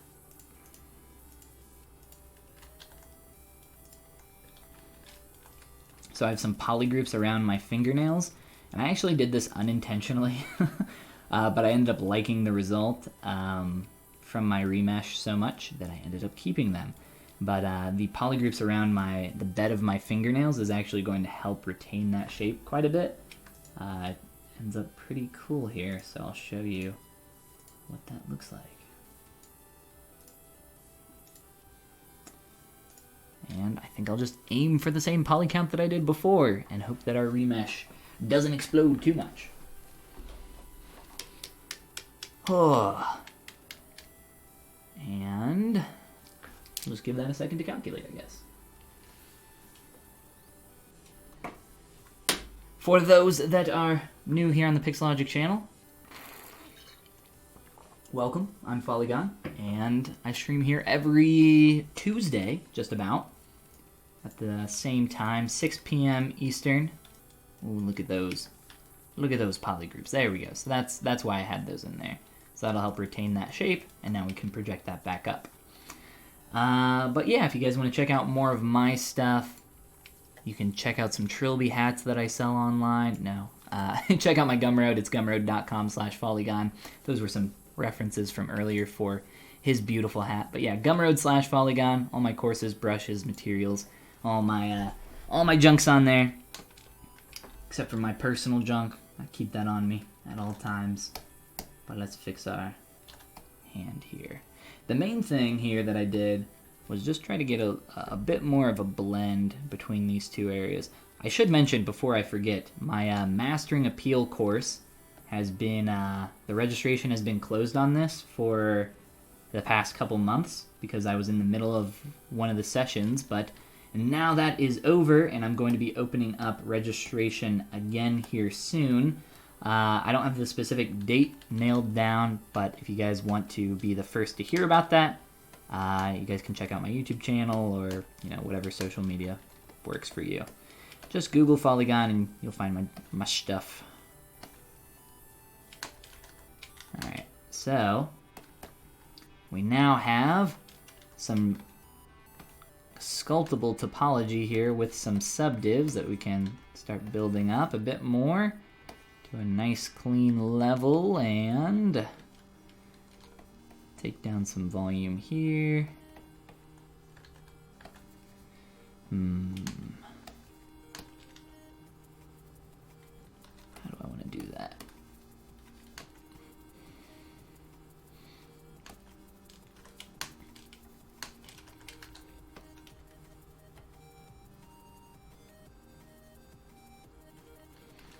Looking a bit flat around that area, so I'm trying to fix that up a little and possibly just obliterate our thumb pad completely because I'm not seeing too much of that in the sculpt. If we're going for accuracy, we don't want to sculpt anything that's not represented. So that includes things in anatomy, that includes extra folds in clothing. It could be a bunch of different things. You don't want to over model. Create extra work for yourself.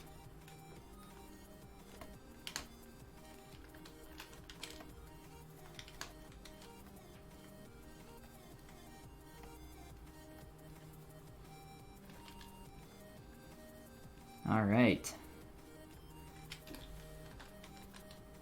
Good in there. Oops.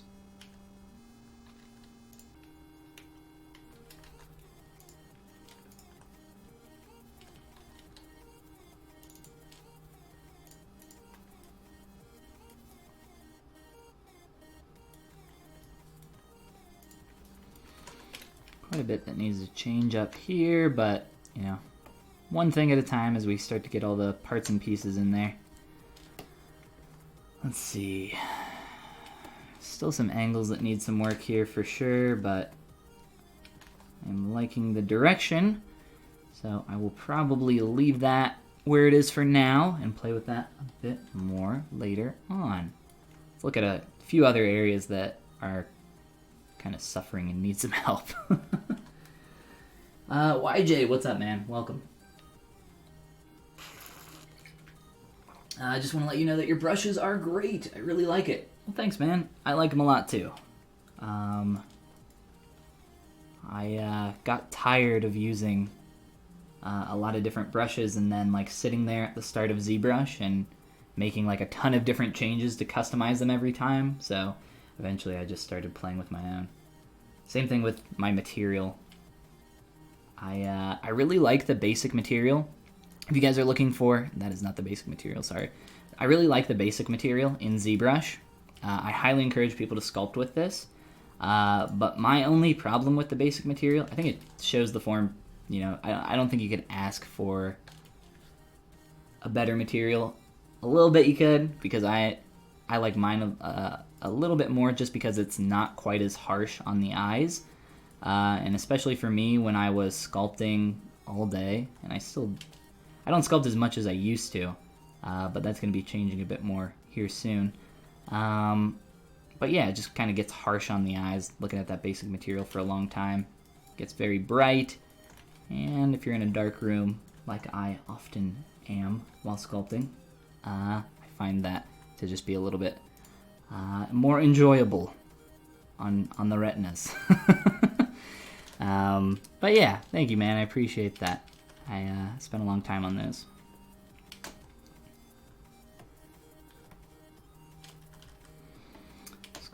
I said I wouldn't mess with this arm anymore, and look at me. I can't stop. You probably noticed that the geometry has this nice big old seam back here. I will be correcting that later on. Essentially, this is just two separate pieces of geometry. And I just kind of split it right down the middle to kind of create that shape for the clothing. It's still really messy, and it needs, you know, to be cleaned up. But for now, it kind of gets the job done. I think I'm probably... Let's see. Oh, the bag. That's what I'm forgetting. So we started to make the bag during the last live session, because I wanted to kind of show off a lot of the steps and kind of go through them pretty slowly, so that some people could maybe follow along with kind of the beginning stages of doing some cool stuff with insert meshes, triparts welded brushes, and just the Z Modeler brush for poly modeling. So if you guys are interested in poly modeling, check out that last stream. The beginning of that is where we work on this bag. And I do have that somewhere here. But if you guys are interested in learning the Z Modeler tool completely, I have, and this is obviously not in the correct place because it's still symmetrical, but I have like a 3-hour-long tutorial over on my YouTube channel that goes through all that. And I think you get to build a clock, which is always fun. I think projects are probably the best when you kind of build something and have something to show for it at the end of it, because you get to learn and practice something new, but also you end up with something cool at the end. And it's free, so that's always nice. I want to start posing these hands, but we only have like 10 minutes left, and that would be a terrible idea. Hands take just a ton of work. So what kind of little changes can we do up here to the face? Because we started here with expression. Let's end here with expression. And just start making some little tweaks up here. I got quite a big gap up here between the neck and the collar. So let's start fixing some of that. Because that is not looking great. Got to get your interactions to be a lot nicer. Take this collar. And I kind of want to pull that face out more. What do I want to do there? I'm looking at this gap right here.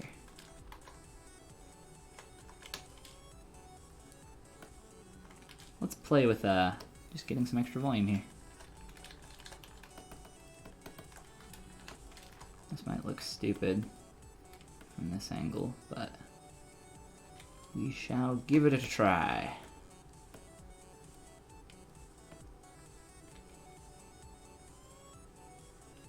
You know what? I kind of like that direction, actually.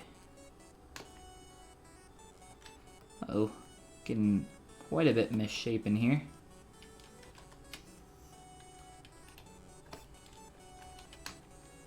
Try to fix one thing and end up breaking 10 other things. This is my life. I have worked on I have worked on one AAA title somewhat recently, but I've never worked in film. I've worked on properties from film for toys and life-size figures, but most of my sculptural work is on that kind of thing. So anything for physical production. Mostly, like I said, a background in toys and life-size figures, stuff for like events. So if you've ever gone to like a Comic-Con or anything like that, and they have like a life-size Iron Man statue, so like that kind of thing. Or if you go to an amusement park and see like a giant SpongeBob, something like that. And then, of course, I think you obviously know what toys are, so I don't think I need to describe that one. Oh man, this volume here is not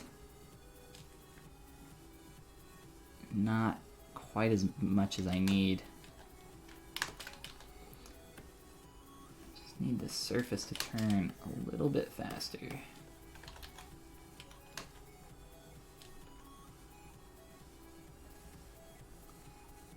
But it's starting to work. I'm starting to like this.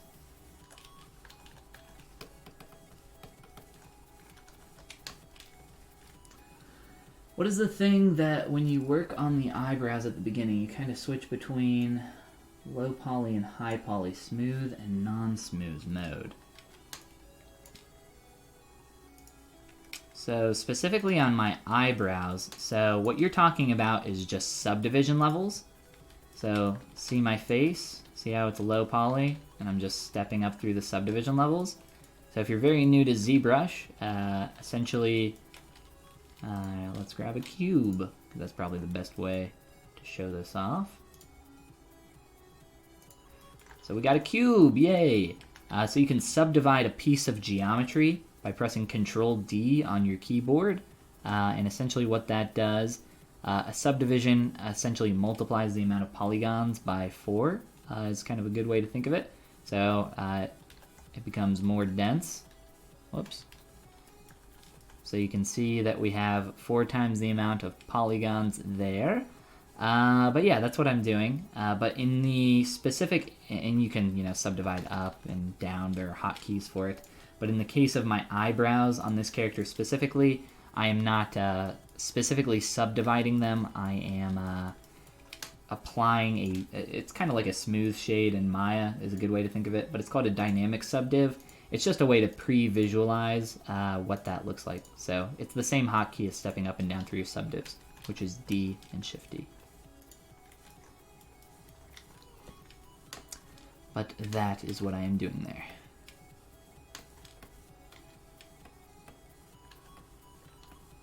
And I know for people that are a little bit newer to ZBrush, the idea of subdivisions is something that you have to get used to and wrap your brain around. Takes a while to figure all that out, but makes sense once you get in there.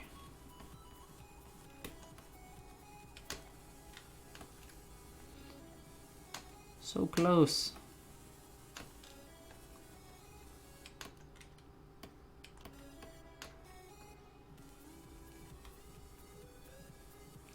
Oh no, he's overspilling.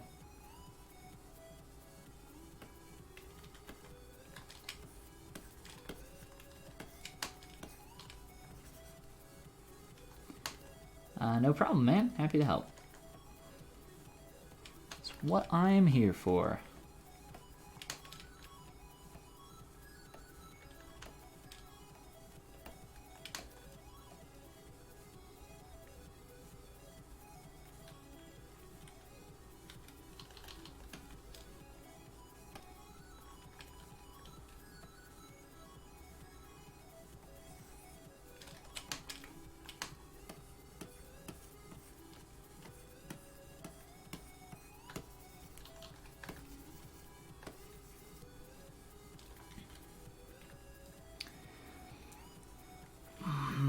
Might be about as close as I can get it without going super overboard. I'll probably try to play with that a bit more though.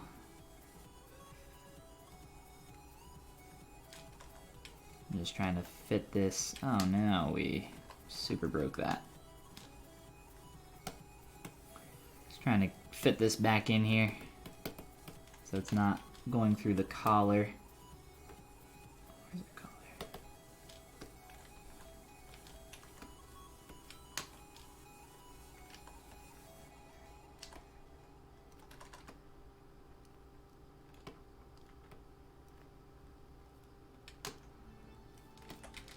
A little bit of a teeter-totter, right? Back and forth kind of deal. Find that nice balance. Get the volume right. Flown in there. Plus not get that shape to bleed through. Can be a little frustrating, but it's worth taking the time to make something look good.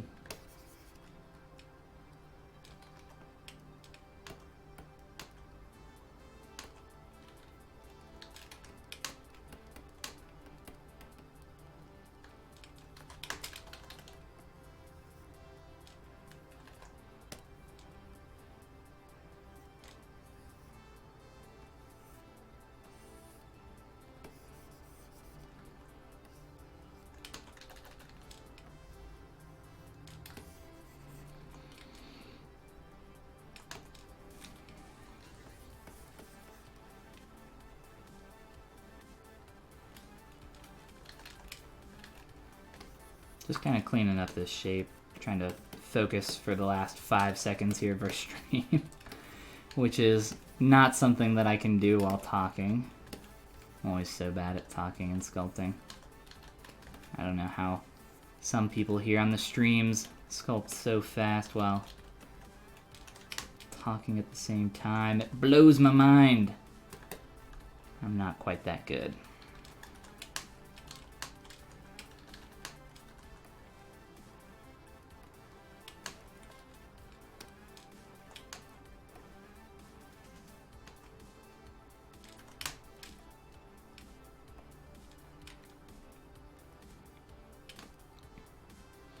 Still a kind of a decent gap in that area, right? But I think I can kind of choke the collar back a little bit and start to fill in some of that gap, and I think that'll help that shape a lot. And then I can start to soften this transition here, and I'll start to get in a really good place overall. You know, softening a sharp edge isn't incredibly tough, but you just don't want to overdo it, because then it ends up kind of breaking the well, the break in the surface. Just the right amount of smooth. And we're getting there. Still a little bit too tight, but I will leave that for now because we are out of time. Let me turn off that bag. Awesome. So we have done a lot to this guy in terms of fixing and cleaning up. We've done a lot with the expression. Fixed a lot in the arm. Tried to fix some extra stuff here in the face here at the end. I actually like that pull out quite a bit. I think that's feeling a lot better. I might try to get a little bit less of a concave surface there, but that's something that I'll play with later. For now, I'm liking it, but he's still got a little bit of a way to go until he gets to a finished level, but we'll save the rest for next Tuesday. So I'll be streaming again here on the Pixologic channel, wherever you're watching, Twitch, YouTube, whatever. so on Tuesday, next Tuesday at 6 p.m. EST, 3 p.m. Pacific. If you guys want to check out more of my stuff, of course, there's my Gumroad, gumroad.com/polygon, courses, brushes, materials, base meshes, etc., etc. Or if the YouTube channel interests you, it's just youtube.com/polygon. And we, as in myself and Shane Olson, just posted our part 2 of our Pass the Sculpt thing, which was a lot of fun. You guys should absolutely check it out. Shane's a great guy. Definitely check out his work as well. And we're doing one more part on this, a third part, to continue or essentially pass the sculpts one last time and finish working on those. So be on the lookout for that as well. All right, cool. You guys have a great rest of your night, and I hope to see you next Tuesday or maybe over on my channel. I'll see you guys.